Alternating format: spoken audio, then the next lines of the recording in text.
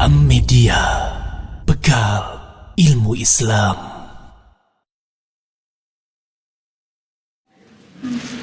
Bismillahirrahmanirrahim. Assalamualaikum warahmatullahi wabarakatuh.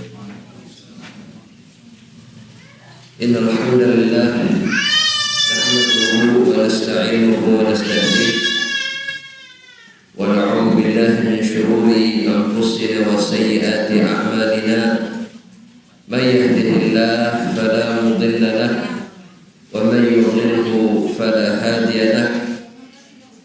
أشهد أن لا إله إلا الله وحده لا شريك له وأشهد أن محمدا عبده ورسوله لا نبي بعده.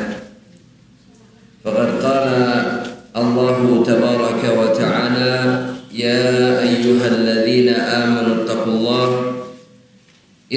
الله حق تقاته ولا تموتن إلا وأنتم مسلمون. يا أيها الناس اتقوا ربكم الذي خلقكم من نفس واحدة وخلق منها زوجها وبث منهما رجالا كثيرا ونساء واتقوا الله الذي تساءلون به والأرحام إن الله كان عليكم رقيبا.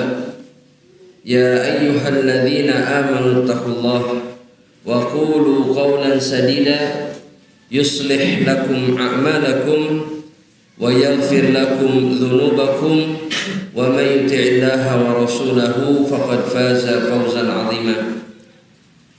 فأما بعد عباد الله rahimani wa rahimakumullah. Bapak Ibu kaum muslimin dan muslimat rahimani wa rahimakumullah. Dengan izin Allah Subhanahu wa taala, kita dipertemukan di dalam kesempatan yang baik dan insyaallah kesempatan yang diberkahi dan juga dirahmati oleh Allah Subhanahu wa taala. Dan tentunya kita berharap kepada Allah, kepada Rabb kita, bahwa Allah Subhanahu wa taala terus-menerus dan senantiasa memberikan kesempatan kepada kita untuk bisa mendekat kepada Allah dan untuk bisa menyempurnakan kewajiban yang paling wajib yang diberikan dan dibebankan oleh Allah Subhanahu wa taala kepada kita semuanya, yaitu untuk beribadah hanya kepada Allah Subhanahu wa taala. Tentunya dalam ayat yang sangat sering kita dengar bahwa Allah Subhanahu wa taala menjadikan ibadah kepada dirinya itu sebagai tujuan hidup dan kemudian sebagai tujuan kenapa Allah Subhanahu wa taala menciptakan makhluk. Dalam surat Adz-Dzariyat ayat yang ke-56, Allah Rabbul Alamin berfirman, "Wa ma khalaqtul jinna wal insa illa liya'budun." Kata Allah Subhanahu wa taala, bahwa kata Allah Subhanahu wa taala, tidaklah aku menciptakan jin dan manusia tujuannya adalah agar mereka beribadah hanya kepada diriku saja. Dalam ayat yang lainnya Allah Subhanahu wa taala mengatakan dalam suratul An'am, perintah Allah kepada nabinya Muhammad sallallahu alaihi wasallam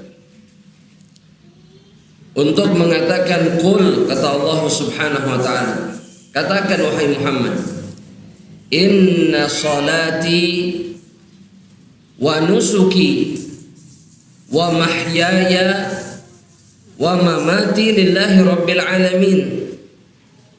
Katakan wahai Muhammad bahwa salatku dan kemudian dalam sebagian penafsiran nusuki itu ditafsirkan sembelihanku atau juga ibadah-ibadah secara umum, kehidupanku dan kematianku hanya untuk Allah Subhanahu wa ta'ala.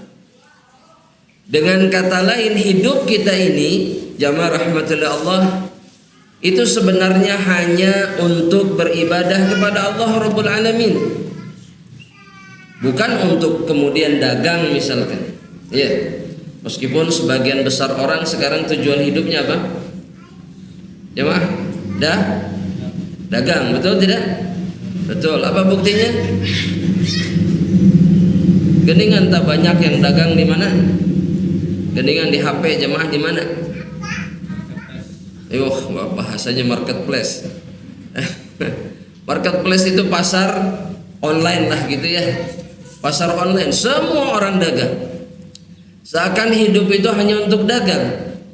Atau mungkin bagi sebagian orang hidup itu hanya untuk kemana? Bukan bertamu, tapi bertani. Ya, hidup itu hanya ke sawah. Hidup itu hanya berkebun. Hidup itu hanya ngurus ikan. Padahal hidup yang diberikan oleh Allah Subhanahu wa taala itu hanya untuk beribadah kepada dirinya. Dan ini yang ingin Allah Subhanahu wa taala sadarkan kepada kita, bahwa kita hidup sebetulnya hanya untuk ibadah. Dan kenapa Allah Subhanahu wa taala kemudian menginginkan kita beribadah kepada dirinya, jamaah rahmatullah Allah? Kenapa? Coba. Tadi Allah menjadikan ibadah sebagai tujuan hidup. Lantas kenapa kemudian Allah menginginkan kita beribadah itu tujuannya untuk apa? Jamaah rahmatullah Allah. Jawabannya ada dalam suratul Baqarah ayat yang ke-21. Salah satunya di mana Allah Subhanahu wa taala mengatakan, kata Allah Rabbul Alamin, ya ayyuhan nas'ubudu rabbakumul ladzi khalaqakum. Apa lanjutannya anak-anak? Adik-adik? Walladzina min qablikum la'allakum tattaqun, kata Allah. Ini tujuannya kenapa Allah memerintahkan kita beribadah. Wahai sekalian manusia, ibadahilah Rabb kalian. Jadi Allah Subhanahu wa ta'ala. Kita punya Rabb lain tidak, jemaah? Selain Allah? Tidak ada. Makanya kita mengatakan apa? La illallah, sambil mengacungkan jari telun. Betul jemaah? Kalau bilang la ilaha illallah seperti ini, jemaah? Iya betul. Dan ini diajarkan oleh Rasulullah SAW. Begitu juga para sahabatnya, ketika anak mereka masih sangat kecil, mereka dibiasakan untuk mengatakan la ilaha illallah sambil mengacungkan jari telunjuknya hanya satu. Bahkan sebagian sigharus sahabat mereka mengatakan, orang tua kami itu kalau kami ngangkat jarinya dua, ketika mengatakan la ilaha illallah, maka dilipat satu, kemudian mereka mengatakan innama ilahuka wahidun, sesembahanmu hanya satu. Ya, dan ini sunnah. Rabb kita hanya Allah Subhanahu wa ta'ala, dan juga Rabb orang-orang sebelum kita. Kata Allah Rabbul Alamin, wajib kita ibadahi. Kenapa? Agar kita bertakwa kepada Allah Subhanahu wa ta'ala, agar kita menjadi orang bertakwa, bukan jadi orang kaya ataupun orang yang berpengaruh di tengah manusia yang lain. Bukan. Ibadah itu bukan untuk itu, tapi ibadah itu agar kita menjadi bertakwa kepada Allah. Kadang-kadang orang ibadah itu untuk tujuan dunia, betul tidak? Contoh misalkan seperti apa? Salat duha. Kenapa salat duha? Oh, supaya rezekinya lancar. Sedekah. Kenapa sedekah? Supaya rezekinya bertambah, betul? Solawat. Kenapa solawat? Supaya keinginannya terdapat atau tercapai, betul tidak? Jemaah? Betul. dan ibadah tidak pernah ditujukan untuk perkara-perkara rendah seperti perkara-perkara dunia. Tidak pernah. Meskipun kadang-kadang Allah memberikan balasan ibadah berupa kenikmatan dunia, tapi tidak semua amal saleh. Karena balasan ibadah itu yang paling mulia, yang paling kita harapkan itu hanya satu, yaitu surga Allah Subhanahu wa taala. Ya, sehingga jemaah rahmatillah Allah, orang-orang terdahulu misalkan para sahabat, mereka tidak pernah masalah hidup sengsara di dunia selama mereka hidup mulia di dalam surga Allah Subhanahu wa taala nanti di akhirat. Makanya mereka tidak bersedih. Dan mereka tidak hasad kepada siapapun. Beda dengan kita, betul tidak jemaah? Jemaah, ada yang maju syirik nggak jemaah? Jemaah, maksud syirik di sini tuh hasad. Hasad tidak? Gini Pak, contoh hasad teh. Nah, hanya jelma eta nu beunghar teh kudu nama saya. Betul tidak jemaah? Nah, si eta hunggul saya ente. Itu namanya orang yang mengejar akhirat tidak akan pernah melakukan itu. Meskipun juga dengan ibadah sebetulnya Allah akan memudahkan dunia seseorang, tapi bukan itu tujuannya. Betul tidak jemaah? Dengan ibadah rizki lancar, jemaah. Dengan ibadah rizki lancar, Bapak Ibu, betul? Betul? Apa dalilnya jemaah? Jangan dalilnya jangan yang ini. Wa may yattaqillah, jangan yang itu. Ada dalil yang lain. Ayo. Coba jemaah. Ya jemaah. Tulis jemaah yang dirahmati oleh Allah Subhanahu wa taala. Dalam sebuah hadis jemaah rahmatillah Allah yang diriwayatkan oleh Al-Imam At-Tabrani dan juga Al-Imam Al-Hakim dengan sanad yang sahih, kata Rasulullah sallallahu alaihi wasallam, yaqulu rabbukum, Rabb kalian berfirman. Ini hadis qudsi.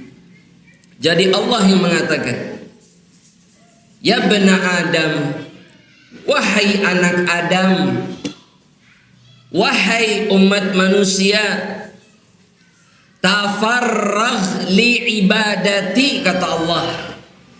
Perhatikan perintah Allah, ini perintah Allah. Kata Allah Subhanahu wa taala, luangkan waktumu untuk beribadah kepadaku.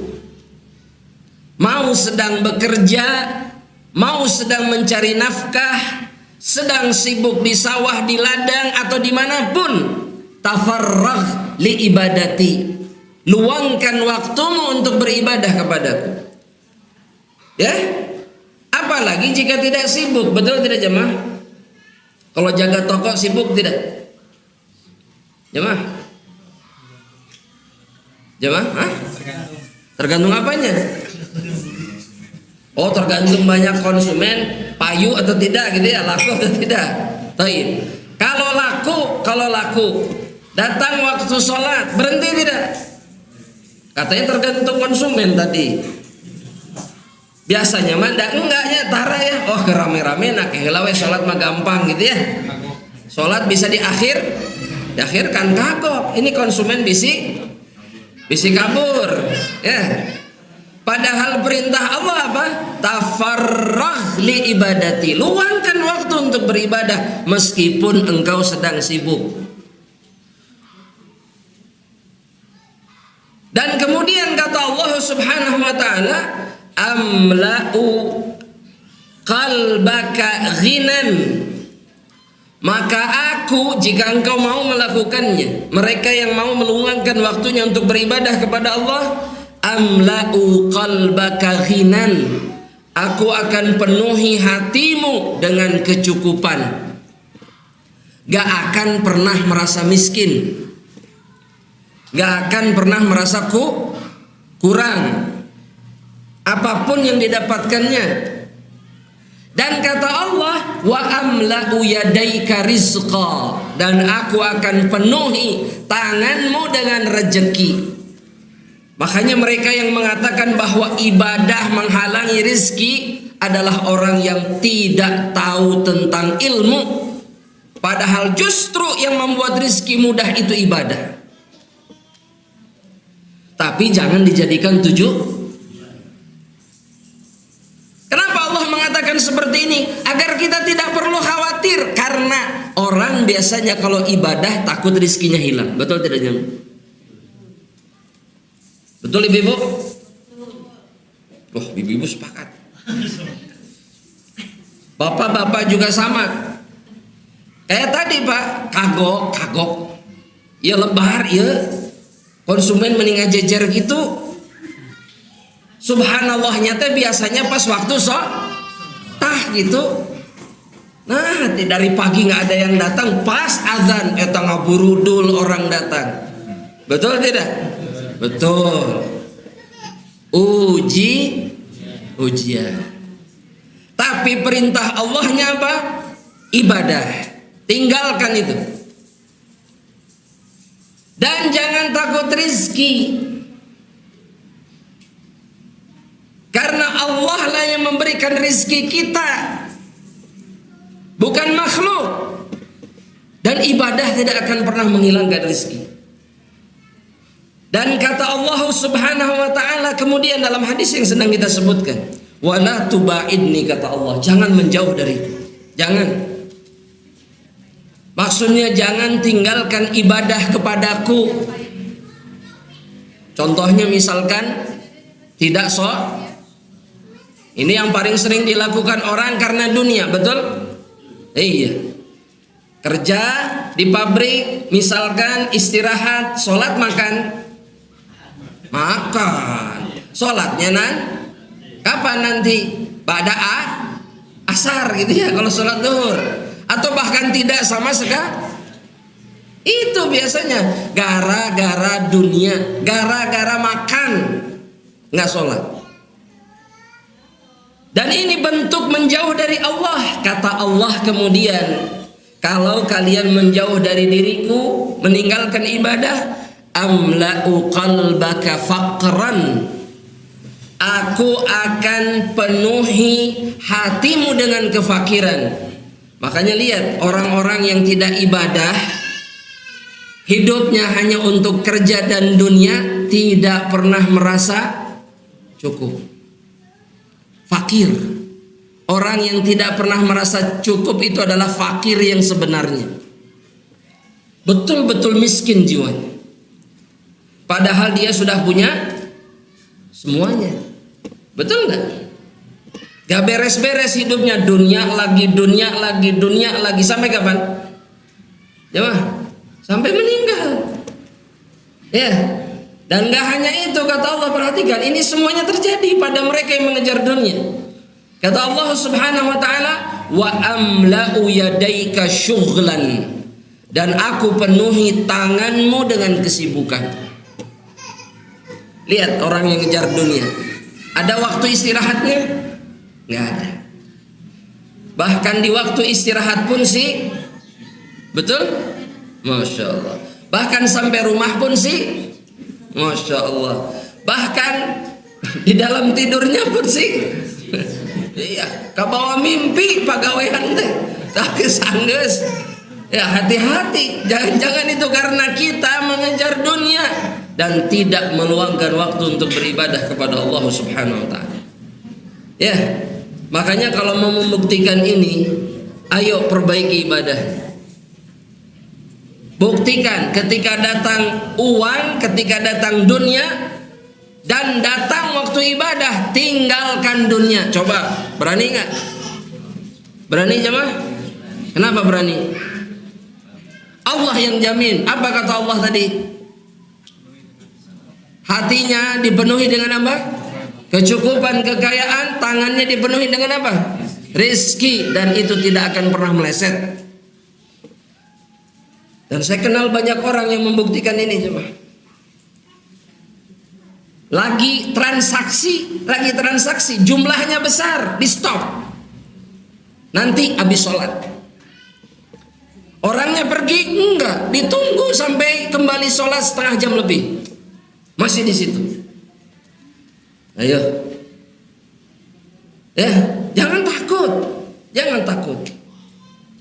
Kemudian bagi yang mungkin bertani, waktunya sholat, tinggalkan jangan. Kagok pak nuju macul, tinggalkan jangan, tinggalkan. Nggak akan gagal, tenang. Ia mau pamit dianggeskeun ayeuna mah bakal berapa? Nggak akan. Percaya, nggak akan pernah gagal. Justru yang mengerjakannya terus sampai lewat waktu sholat itu yang akan gagal. Tuh cara rangkil. Iya, betul. Tapi luangkan waktu untuk beribadah. Karena itulah yang membuat seseorang berhak mendapatkan kebahagiaan di dunia dan di akhirat. Itu yang membuat hidupnya berkah. Ya. Nah, kalau bicara tentang berkah, lantas yang dimaksud dengan berkah itu apa sih jamaah? Pertanyaan, apakah uangnya jadi banyak? Apakah itu berkah? Jamaah? Ya jamaah. Bagi kita mah banyak duit gitu, udah gitu aja. Padahal nggak begitu menurut Allah Subhanahu wa ta'ala. Apa makna berkah itu jamaah? Kata para ulama, al barakatu ziyadatul khairi. Keberkahan itu ketika kebaikan itu terus bertambah, apapun itu, bukan hanya materi. Makanya orang yang hidupnya berkah itu bisa jadi tidak punya apa-apa, tapi kebaikannya banyak. Anak soleh berkah tidak jemaah? Istri solehah berkah tidak? Suami soleh berkah tidak? Tetangga baik berkah tidak?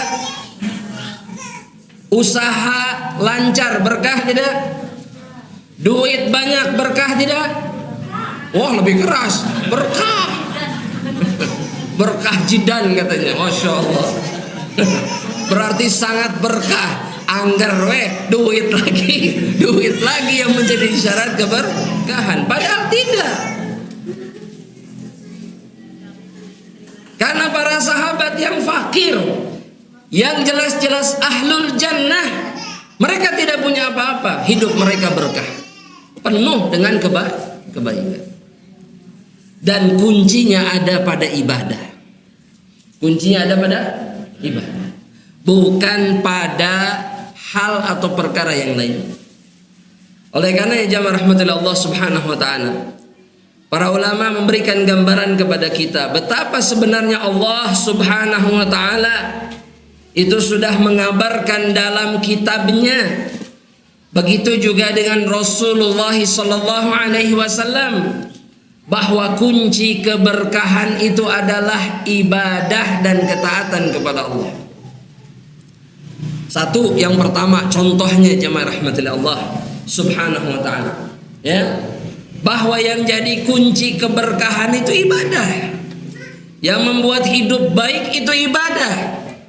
Yang membuat semuanya dimudahkan itu ibadah kepada Allah. Allah Subhanahu wa ta'ala berfirman di dalam Al-Quran, di dalam surat At-Talaq, ayat yang kedua dan yang ketiga. Surat apa Pak? Ayat keberapa? Kedua dan ketiga. Hafal insyaallah ini mah ya. Hafal tidak jemaah? Wah, kalau saya sebutkan ujungnya langsung nyamber ini. Waman. Oh kurang. Yattaqillah. Dah langsung. Ya ja'allahu makhraja. Sampai di situ dulu. Ini ayat yang kedua.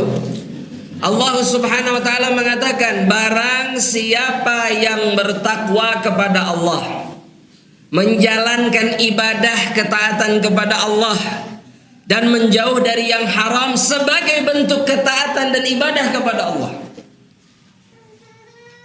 yaj'al lahu makhraja, maka sebagai balasannya yang pertama makhraj. Apa itu makhraj? Jalan keluar dari apa jemaah? dari seluruh kesulitan. Kasih di situ catatan, dari seluruh kesulitan. Cik, saya mau tanya, hidup kita ini sulit atau tidak? Sulit. Ada yang kesulitannya dalam masalah rizki, betul? Ada yang kesulitannya dalam masalah keluarga, betul? Ada yang kesulitannya dalam masalah usaha. Ada yang kesulitannya hubungan dengan tetangga. Ada yang kesulitannya suami Dipikir-pikir mah hidup kita teh susah gitu ya.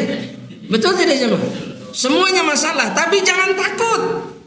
Selama kita taat dan beribadah kepada Allah, semua pasti ada jalan keluarnya. Tapi syaratnya taat ibadah. Ibadah sama Allah Subhanahu wa taala. Ya, jangan sibuk curhat. Jemaah, ini biasanya bapak-bapak atau ibu-ibu yang curhat? Bapak-bapak kesami. Iya. Curhat sama teman, curhat sama ini sama itu. Ya, sama. Tapi sibuk ibadah, maka semuanya pasti ada jalan keluar. Dan kemudian di ayat berikutnya kata Allah Subhanahu wa taala, yang kedua, jika orang itu fokus taat ibadah sama Allah, wa yarzuquhu min haitsu la yahtasib. Allah akan berikan rizki dari arah yang tidak diduga-duga. Sudah, ini mah yang paling hafal kita ayat ini. Betul tidak jemaah? Pokoknya mah bertakwa rizki nanti mana wae lah gitu ya. Betul nggak? Yang dipikirin dia cuma rizki. Padahal bukan hanya itu yang akan didapatkan. Bahkan dalam lanjutan ayatnya kata Allah, wa may yatawakkal 'ala Allah fahuwa hasbuhu. Barang siapa yang bertawakal kepada Allah, perhatikan kalimatnya, fahuwa hasbuhu, maka Allah yang akan mencukupkan segala urusannya. Penanggung jawab hidup kita ketika kita bertawakal, ini juga bentuk ibadah kepada Allah, itu Allah Subhanahu wa taala sendiri. Dan tidak mungkin sengsara orang yang seperti ini, jemaah. Tapi syaratnya taat, ibadah yang banyak sama Allah Subhanahu wa taala. Ya. Jangan hanya ngahulang jemaah. Waktu luang bengong. Ada kesempatan untuk nambah ibadah, sibuk main apa? Jemaah. Selain main HP, sibuk main apa lagi? Sepeda. Selain main sepeda, sibuk main apa lagi? Futsal. Selain futsal, sibuk apa lagi jemaah? Badminton. Selain badminton, sibuk apa lagi jemaah? Basket. Gak ada aktivitas lain jemaah untuk mengisi waktu luang kita. Ibadah. Bukan gak boleh olahraga, tapi ibadahnya mana? Olahraga tidak akan mendatangkan keberkahan dalam hidup. Ibadah pasti. Makanya jangan dilewatkan. Orang mukmin mah nggak akan bilang begini. Kalau kata anak sekarang mah, Pak, gabut. Gabut teh apa gabut teh? Singkatan dari apa? Itu kan barudak sekarang mah gitu. Aisyah ngomong gabut, singkatannya teh apal. Ya, gabut apa artinya? Naon? Ya maksudnya gak ada kerjaan, gak ada aktivitas, betul? Orang mukmin mah gak seperti itu. Ada, selalu ada, dan tidak pernah dilewatkan kesempatan kosong itu, melainkan digunakan untuk beribadah kepada Allah. Apapun itu. Gak mungkin gabut orang beriman mah. Quran ayat, betul? Betul nggak? Sholat sunnah bisa, betul nggak? Itu betul manggut-manggutnya betul. Iya. Dan itu yang membuat hidup kita menjadi lebih baik. Kemudian yang berikutnya, contoh yang berikutnya jamaah rahmatillah Allah, yang membuktikan bahwa ibadah membuat hidup kita dipenuhi dengan keberkahan, dengan kebaikan jamaah rahmatillah Allah, adalah apa yang disampaikan oleh Rasulullah sallallahu alaihi wasallam. Ini khususnya buat bapak-bapak, khusus dan juga umumnya untuk seluruh hamba Allah yang beriman, ibu-ibu, anak-anak dan seterusnya. Ya, adalah ketika seseorang menggunakan waktu paginya untuk melakukan ketaatan kepada Allah. Jadi pagi itu waktu berkah, tapi bagi siapa? Yang beribadah di waktu itu. Rasulullah SAW bersabda dalam hadis sahih riwayat Imam Bukhari. Kata Rasulullah SAW, Allahumma barik li ummati fi bukuriha. Ya Allah, berkahi bagi umatku di waktu paginya. Waktu bukur itu kapan jemaah? Jemaah, waktu bukur itu jam berapa? Jemaah? Waktu bukur itu kapan jemaah? Ya pagi itu kan panjang Pak. Bismillah. Yang dimaksud Nabi itu ba'da subuh. Itu yang disebut dengan waktu bukur. Awal pagi.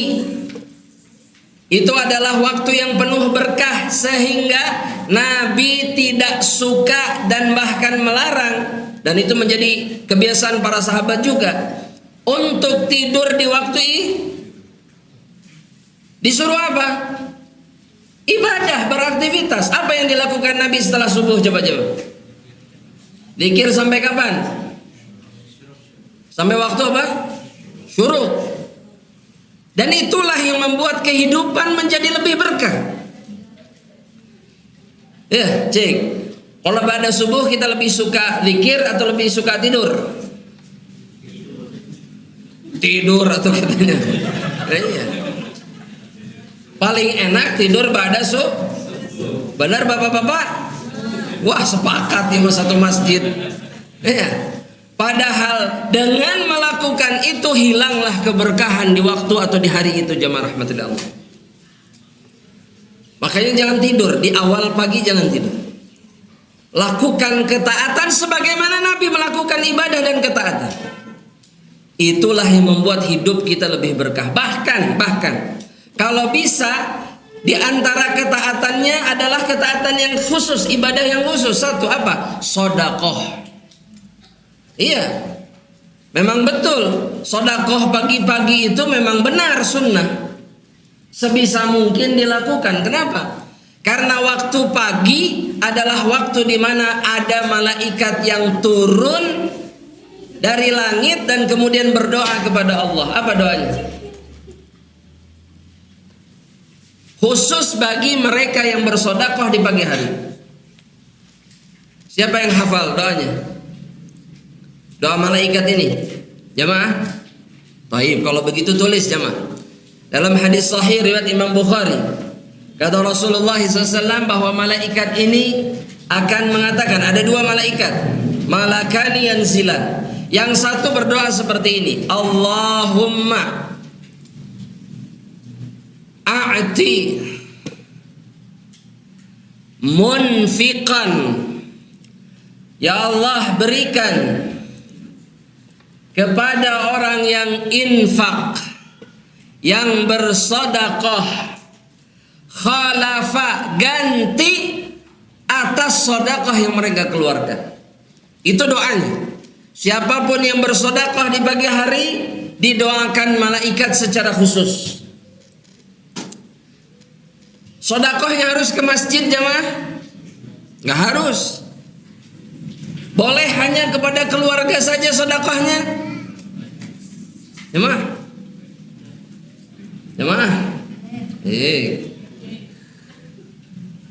Sedekah itu jamaah atau infak itu pemberian kita kepada keluarga, itu masuk ke dalam infak. Seperti contohnya bapak-bapak berangkat keluar dari rumah pagi-pagi, beli apa? Hah? Gorengan. Udah favorit itu. Bala-bala Pak, ya sip. Ya juara sudah ya. Bala-bala. Nah, bala-bala yang dikasih kepada istri dan anak-anaknya itu, meskipun kurang sehat sebenarnya bala-bala itu, cuma pagi-pagi Tapi di sisi Allah, dia adalah infak yang terbaik yang dilakukan oleh seseorang. Kenapa? Karena pemberian seseorang kepada keluarganya, istri dan anak-anaknya, itu adalah infak yang terbaik. Dan itu menyebabkan dirinya didoakan oleh malaikat. Makanya jangan disia-siakan. Pak, atuh pak lah pagi-pagi mas sarapan teh tuh meser we tuh cenah cek ibu teh gitu ya. Bapak nanti protes, kamu mah geus bere uang belanja, masakan tuh ayo we Pak jajan gitu ya. Orang mukmin mah gak akan sibuk dengan itu. Oh, ini kesempatan saya untuk berinfak di pagi hari. Wah, kata ibu-ibu teh, yes. Insyaallah. Tah dalilna tah. Ya. Mun tiasa rekaman di-share teh di-share cenah. Ieu teh dalil cenah. Infak. Karena malaikat yang satu mendoakan supaya diganti hartanya. Tapi malaikat yang satunya lagi yang perlu kita khawatirkan doanya jamaah rahmatillah Allah. Karena malaikat yang satu lagi mengatakan Allahumma a'ti mumsikan talafa. Berikanlah kepada orang yang menahan hartanya di pagi hari, tidak mau berinfak di pagi hari, talafan, kehancuran pada hartanya. Dan ini diantara penyebab kenapa hidup kita tidak berkah. Karena didoakan oleh malaikat agar hartanya hancur, tidak mendatangkan kebaikan. Ya, makanya jangan sia-siakan kesempatan pagi hari itu jamaah rahmatillah Allah subhanahu wa ta'ala. Kemudian contoh yang berikutnya jamaah rahmatillah Allah. Ini mungkin yang sering tidak disadari oleh kebanyakan dari kita. Ya, contoh bahwa beribadah itu mendatangkan keberkahan. Tapi sebelum saya sebutkan dalilnya, ya, atau apa yang akan ingin saya sampaikan ini, saya mau tanya dulu sebelumnya. Kalau makan itu ibadah bukan? Wah, masya Allah. Makan ibadah? Apa dalilnya?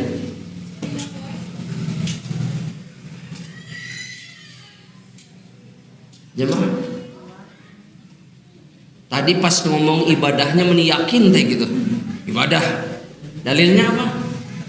Gak apa-apa kalau tidak hafal dalilnya mah, kira-kira lah apa yang menjadi dasar gitu. Silahkan.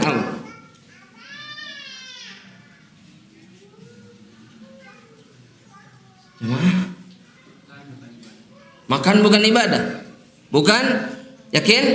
Kenapa? Katanya yakin tadi. Ayo sebutkan kenapa. Saya nggak nanya dalil, cuma nanya alasan kenapa.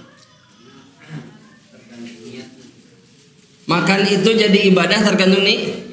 Berarti bisa jadi ibadah dong? Bisa. Tapi hukum asalnya apa? Bukan ibadah. Cik, saya mau tanya, kalau orang nggak makan, dosa nggak? Nah, jadi bingung kia. Zaman masalah makan doang ini jemaah. Kenapa dosa? Menzalimi diri sendiri. Baik. Tulis jemaah rahmatullah dalam bukunya. Dalam surat Al-A'raf ayat yang ke-31. Kata Allah Subhanahu wa taala apa? Kulu washrabu, kata Allah. Apa kata Allah? Ini perintah kata Allah. Makanlah kata Allah. Dan minumlah. Terus apa kata Allah? Wala tusrifu. Dan jangan melampaui batas. Ya. Asalnya makan itu adalah perkara yang mubah, tapi jika kita melakukannya karena Allah, maka dia berubah menjadi apa? Ibadah. Saya makan supaya saya bisa melanjutkan hidup sehingga saya bisa beribadah kepada Allah. Makannya jadi ibadah. Orang tidak mau makan sehingga membuat dirinya lemas dari ibadah, maka makan menjadi wajib bagi dirinya. Bisa berubah hukumnya jadi wajib. Ya, cik, saya mau tanya di sini, ada yang suka diet di sini? Yang pasti bukan saya jemaah. Ada yang suka diet? Ada ibu-ibu biasanya. Kenapa diet? Gak mau gemuk, toib. Ya, tapi seringkali ketika kurang makan jadi lemas nggak? Oh, demi tidak gemuk memilih untuk fisiknya tidak kuat, sehingga itu sudah pasti mengganggu ibadah. Betul tidak? Betul nggak? Sehingga diet itu bukan kebaikan bagi banyak orang sebetulnya. Ya. Dan intinya bukan masalah dietnya jamaah, tapi tidak makan kemudian jadi lemas dalam ibadah. Nah itu masalah. Mau kurusnya seperti apapun juga, tapi ibadahnya jadi rusak, percuma. Dan Islam tidak pernah mengajari kita begitu. Ya, geningan ada yang nggak mau makan nasi, betul tidak jemaah? Hari nasi haram? Nasi haram nggak? Enggak. Betul? Iya. Ada orang yang tidak mau makan roti, betul? Roti haram? Enggak.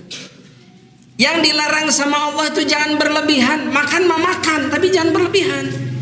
Titik sudah. Ya, nah itu jadi urusan makannya mah. Jelas karena makan itu erat hubungannya dengan ibadah, betul tidak? Iya. Nah sekarang saya ingin menyebutkan bahwa ketika seseorang makan dengan cara yang diajarkan sama Nabi, datang keberkahan kepada mereka. Dalam hadis yang sahih, jamaah rahmatillah Allah, yang diriwayatkan oleh Al-Imam Ahmad. Al-Imam Ahmad, kata Allah begini, kata Rasulullah, mohon maaf, sallallahu alaihi wasallam. Kata Rasulullah, kulu jami'an wala tafarraqu. Makanlah bersama-sama, jangan makan terpisah-pisah. Itu kata Nabi. Ini perintah dari Nabi. Kalau mau makan bareng, jangan sendiri-sendiri. Mendingan orang sekarang mah di rumah juga gitu ya makannya. Bapaknya di tengah rumah, ibunya di ruang makan, anaknya di Iya, makannya beda-beda tempatnya, betul? Kata Nabi, la tafarraqu, jangan berpisah-pisah. Kenapa jamaah? Kata Rasulullah SAW, tulis, fa inna ta'amal wahid yakfil itsnain. Karena sesungguhnya makanan satu orang, kalau makannya bareng, apalagi dalam satu wadah yang sama, itu cukup buat 2 orang. Ada keberkahan di dalam makanan itu karena makan bareng. Kemudian Nabi mengatakan, wa ta'amul itsnaini takfi tsalatsah, dan makanan 2 orang cukup buat 3 orang. Kalau makannya bareng. Nah, buat ibu-ibu ini bisa ngirit, betul tidak ibu-ibu? Oh, betul. Mulai sekarang mah jatah 3 orang jadikan 2 dalam satu piring, makannya 3 orang. Cukup tidak? Cukup. Buktikan. Buktikan. Ini kata Nabi Muhammad SAW. Dan Nabi kemudian mengatakan, kulu jami'an wala tafarraqu. Nabi bilang lagi, makanlah bareng-bareng, jangan terpisah. Kenapa kata Nabi? Al barakatu ma'al jamaah, kata Nabi.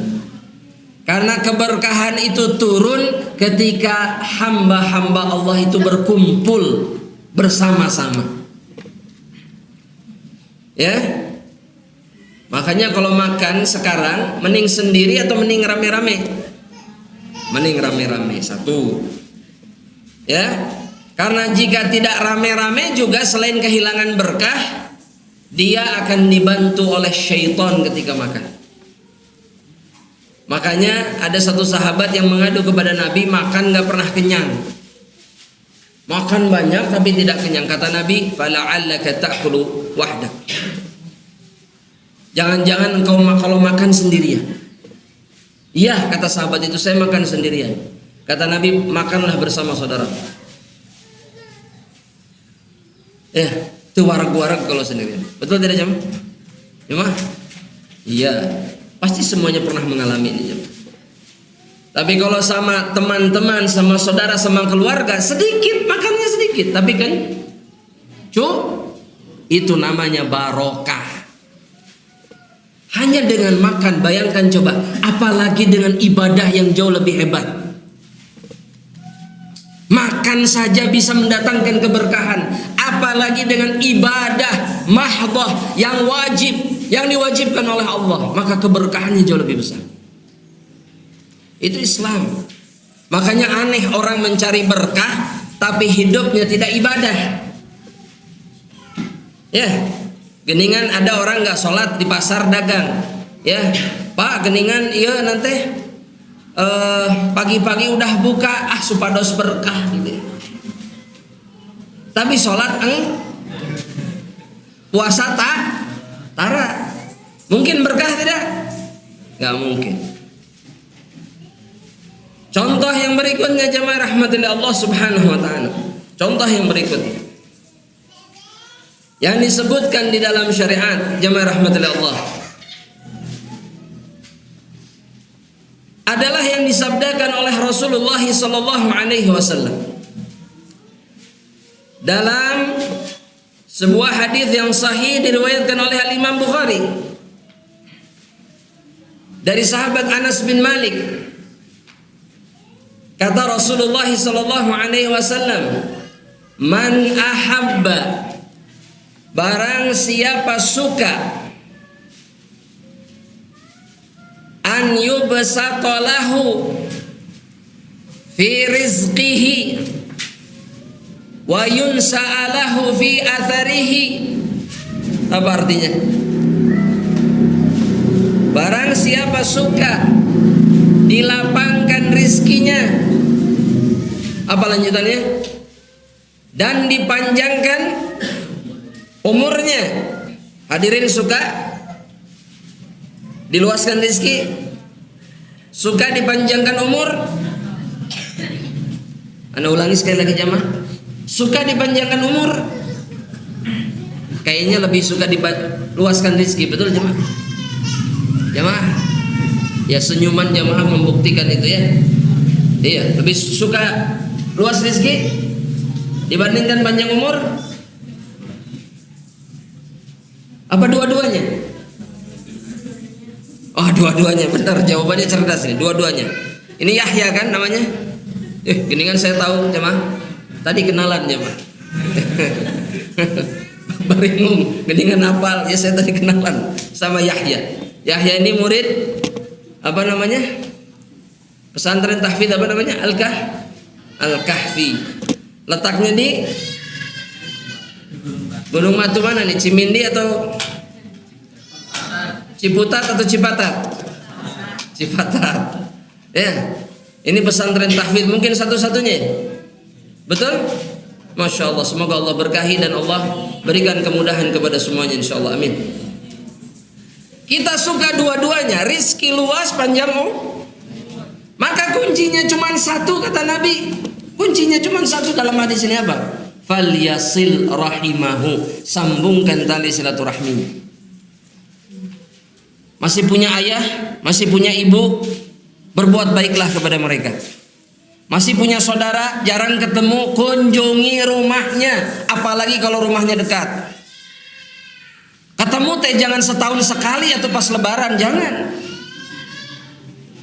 Ya, padahal satu kota, kadang-kadang satu kecamatan, kadang-kadang satu RW, tapi ketemu 1 tahun sekali, padahal kakak dan adik.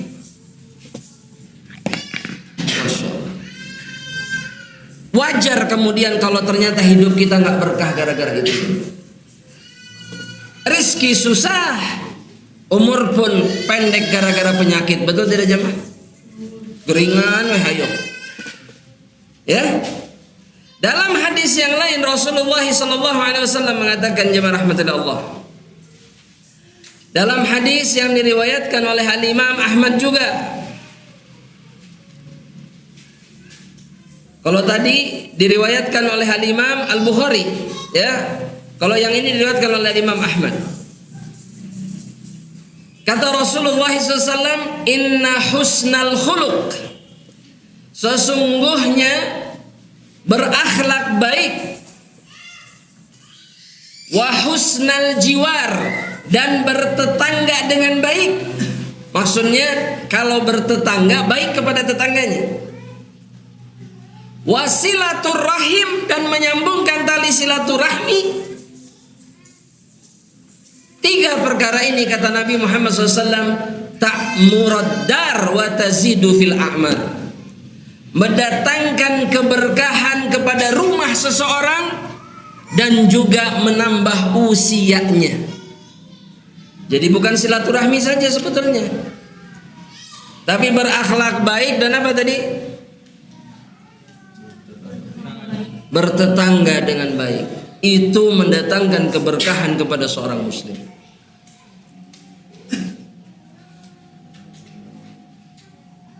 Dan semuanya bentuk ibadah dan ketaatan kepada Allah. Ya, berakhlak baik itu ibadah bukan? Hah? Kenapa disebut ibadah? Coba yang bisa jawab dapat hadiah. Kenapa disebut ibadah? Berakhlak baik itu. Masya Allah. Hah? Ayo coba. Karena dicontohkan oleh Rasulullah SAW. Coba lebih umum lagi kalimatnya apa? Karena berakhlak baik itu perintah Allah dan juga perintah Rasulullah SAW. Antum dikasih hadiah? Oh enggak usah, karena dari beliau hadiah. Ya, Allah perintahkan kita berakhlak baik dan Nabi juga memerintahkan, mencontohkan kita untuk berakhlak baik ya. Dan alasan yang kedua kata para ulama, karena balasan akhlak itu surga. Balasan akhlak baik itu apa? Surga. Bahkan yang paling banyak memasukkan seseorang ke dalam surga 2 hal, takwa kepada Allah dan berakhlak baik. Makanya berakhlak baik itu bukan ibadah yang remeh, ibadah yang biasa. Dia ibadah yang ujungnya adalah surga Allah Subhanahu wa taala dan mendatangkan keberkahan. Dan ini yang paling susah sekarang, betul tidak jemaah? Senyum saja sulit. Betul nggak? Orang sekarang susah senyum tidak? Iya. Diajak senyum balas senyum tidak? Melotot jemaah, bukan senyum. Lantas bagaimana kemudian ingin masuk surga jika akhlaknya seperti ini? Padahal Nabi mengatakan su'ul khuluq yufsidul amal kama yufsidul khallul asal, bahwa berakhlak buruk itu merusak amalan sebagaimana cuka merusak madu. Kalau akhlaknya nggak baik, amal solehnya percuma. Jangan pernah lupa, hafal Quran 30 juz tapi akhlaknya buruk, percuma. Kebaikan yang dia dapat dihapuskan oleh akhlak buruknya. Makanya orang muslim mau dalam keadaan apapun, bahkan dalam keadaan sedang berperang dengan musuhnya, dia tetap berakhlak baik. Betul? Apa buktinya? Anak kecil tidak boleh dibunuh, wanita tidak boleh dibunuh, orang tua tidak boleh dibunuh, bahkan pohon pun tidak boleh ditebang. Ada yang seperti itu jemaah perangnya? Jemaah? Ada. Rasulullah dan para sahabat. Kenapa bisa? Karena mereka semua berakhlak baik. Kita mah kadang-kadang perang enggak, tapi apa yang menjadi milik orang kita rusak. Betul? Ngaganggu tangkal teh babat gue langsung gitu. Padahal punya siapa? Punya tetangga. Boleh nggak kayak gitu? Ya maaf. Boleh tidak? Nggak boleh. Dan itu yang kemudian menyebabkan hilangnya keberkahan dari hidup kita. Ya, hilangnya kebaikan demi kebaikan dari hidup kita. Jamaah rahmatillah Allah subhanahu wa ta'ala, mungkin ini yang bisa Ana sampaikan dalam perjumpaan awal ini jamaah rahmatillah Allah, ya. Dan mudah-mudahan memberikan kebaikan insyaallah dan manfaat. Dan mudah-mudahan Allah mudahkan perjumpaan berikutnya insyaallah ta'ala jika Allah takdirkan. Amin ya rabbal alamin. Sebelum ditutup silahkan kalau ada pertanyaan, jika tidak saya yang bertanya. Langsung Abdi Pak. Ayo, siapa yang mau bertanya silahkan.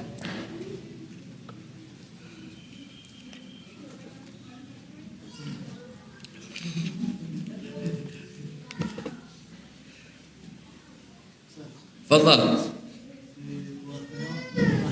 Di luar tema silahkan. Menjamak satu hadis dengan hadis yang lain. Seseorang kan masuk kuburan harus dibuka walau alam ya, sunnah atau wajib walau alam dibuka sendal. Terus di hadis yang lain adanya mayit itu mendengar suara misalnya 7 langkah. Menjamaknya itu Gimana ulang? Di satu hadis bahwa seseorang kalau mau ke kuburan harus dilepas sendalnya harus dilepas. Iya. Terus di hadis yang lain bahwa mayit mendengar suara sendal orang yang terakhir Iya. menjamak itu gimana Ustaz? Tidak ada kontradiksi antara dua hadis itu.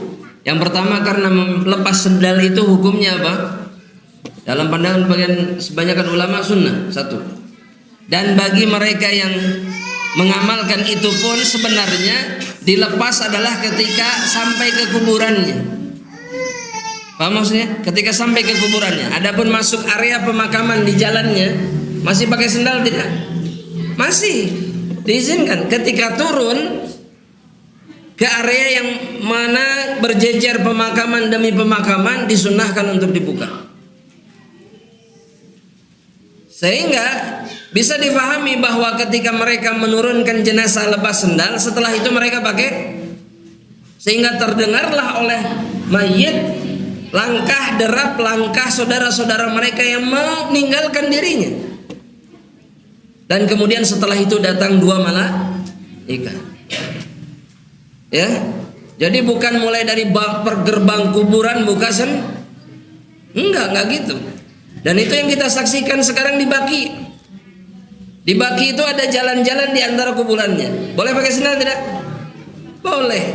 Tapi ketika turun ke wilayah pemakamannya, maka mereka membuka sendal. Yang akan menguburkan mereka buka sendal.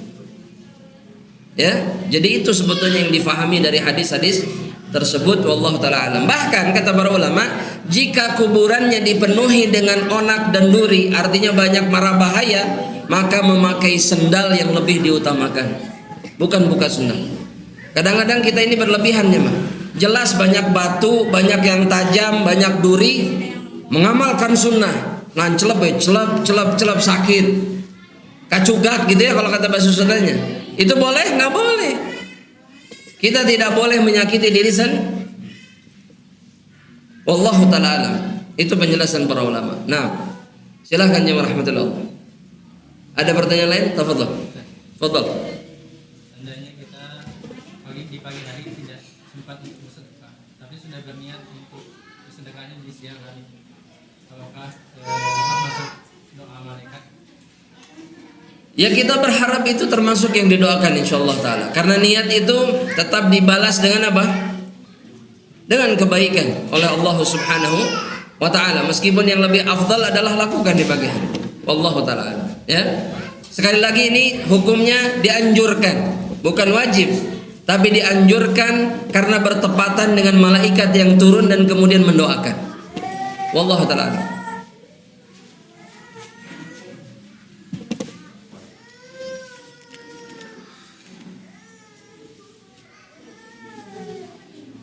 Pertanyaan yang lain dulu jemaah.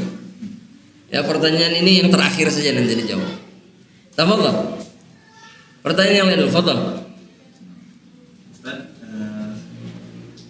dari hadis yang tadi dijelaskan, sesungguhnya yang dari Imam Ahmad bahwa dari akhlak baik, bertetangga baik, silaturahmi akan mendatangkan Iya. Yang dimaksud dengan menambah umurnya ini bagaimana? Baik, ada dua penafsiran. Satu, bahwa Allah Subhanahu wa taala berkahi usianya yang pendek itu seakan dia panjang. Itu penafsiran sebagian ulama. Tapi kebanyakan ulama menafsirkan bahwa ini maksud bertambah umur itu hakiki. Memang usianya tambah panjang. Usianya tambah panjang. Contoh yang saya tahu, yang saya lihat sendiri, ada kerabat yang hobinya silaturahim. Jadi hidupnya dari masa mudanya itu di mana tempat ada saudaranya pasti dia kunjungi meskipun dia tidak kenal, tapi saudaranya atau mereka tidak kenal pasti datang. Gitu ya. Kan kalau kita kan kadang-kadang bingung ya jemaah ya, kenal gente gitu ya. Tapi dah dulur gitu ya. Ayah dulur dia tapi terkenal gitu. Kalau beliau enggak didatangi, saya itu saudara kamu dan seterusnya. Itu meninggal di usia 89 tahun kalau saya tidak salah ingat. 89 tahun. Panjang umurnya. Dan anak-anaknya meninggal lebih dulu. Bapaknya yang suka silaturahim panjang umur, anaknya yang enggak kayak bapaknya itu usianya tidak sepanjang ayahnya. Dan ini wallahu ta'ala alam anak lebih condong kepadanya bahwa umurnya nambah secara hakiki. Dan itu tidak sulit bagi Allah Subhanahu wa taala. Ya, wallahu taala. Ya, mudah-mudahan jelas insyaallah taala. Silakan kalau pertanyaan lain. Silakan. Ada yang mau nanya lagi? Ibu-ibu? Ibu-ibu sudah pulang? Oh, belum, masih ada, alhamdulillah. Oh, yang ini nanti jawabnya. Silakan bapak-bapak dulu. Kalau nggak ada saya yang nanya dapat hadiah. Tapi angkat tangan dulu baru saya tanya. Ya pertanyaannya mudah, nggak akan sulit. Silakan. Coba. Yang sebelahnya Yahya itu. Nah, jawab ya. Jawab. Sebutkan. Catatannya siapkan. Sebutkan 3 amalan yang membuat rumah berkah dan memanjangkan umur. Baru saja disebutkan tadi. Ayo.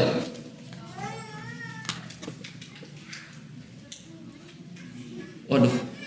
Dibaca dari awal sampai akhir gitu. Betul? Hah? Berakhlak baik. Bertetangga dengan baik. Ahsan, Masya Allah, barakallahu fiik. Fadal ambil bukunya cepat. Pertanyaan berikutnya, siapa yang mau angkat tangan? Silakan dan menjawab. Fadal. Wa jazakumullah khairan. Silakan, siapa yang mau jawab? Akhwat, silakan. Ada yang mau menjawab? Silakan. Pertanyaan, ya. Pertanyaannya. Sebutkan waktu terbaik bagi seseorang untuk beribadah dan sebutkan amalan apa yang paling dianjurkan.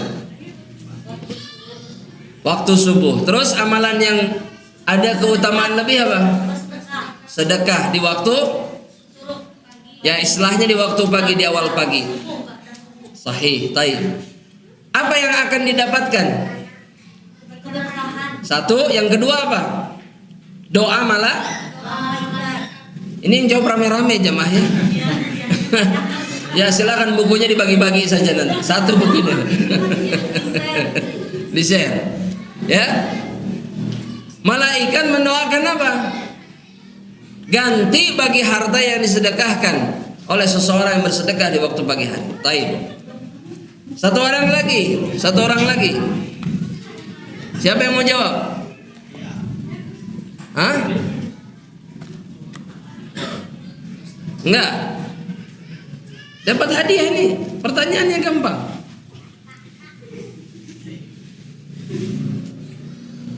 Jamaah. Ini bukan ujian nasional, jamaah tenang. Kalau nggak mau ngangkat tangan sendiri, saya tunjuk. Mending mana coba jamaah? Mending nggak dua-duanya. Ayo saya tunjuk aja ya. Tunjuk aja antum. Antum? Iya, siap? Siap. Baik. Sebutkan apa yang akan diberikan oleh Allah jika seseorang meluangkan waktunya untuk beribadah. Jawabannya sesuai hadis coba. Dalam hadis qudsi tadi. Riwayat Imam At-Tabrani. Yang pertama, Allah akan memenuhi hatinya dengan kecukupan. Hasan sahih. Allah akan memenuhi tangannya dengan rezeki. Mumtaz. Kalau tidak, apa yang akan diberikan oleh Allah? Yang pertama, Allah akan memenuhi hatinya dengan kefakiran dan memenuhi tangannya dengan kesiapan. Hasan. Barakallahu fiik. Nah, gitu. Gampang kan pertanyaannya? Iya. Sudah ada yang bersedia ngangkat tangan sendiri? Wa iyyakum. Mau menjawab? Jamaah? Belum juga? Ana tunjuk lagi kalau begitu. Antum. Oh, yang akhwat ada yang menjawab? Ada yang menjawab tidak? Enggak ada. Antum berarti. Antum. Iya, antum. Sebutkan. Sebutkan yang mana? Baru sebutkan pertanyaannya. Sebutkan apa yang akan didapatkan oleh mereka yang bertakwa kepada Allah. Tadi yang disebutkan dalam dalil. Apa saja? Dari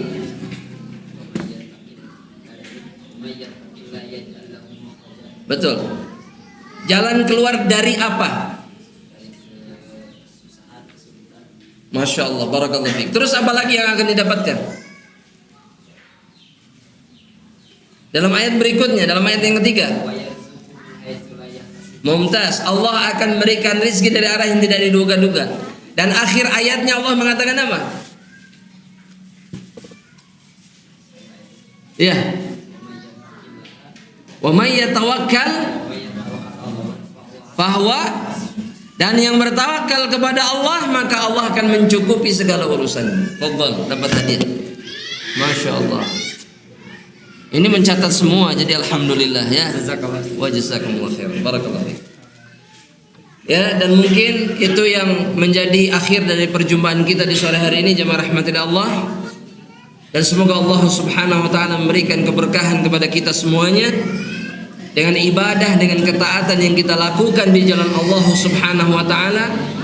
Dan lebih dari itu jamaah, semoga Allah memasukkan kita ke dalam jannahnya insyaallah ketika kita berjumpa dengan Allah Subhanahu wa taala. Wallahu taala alam.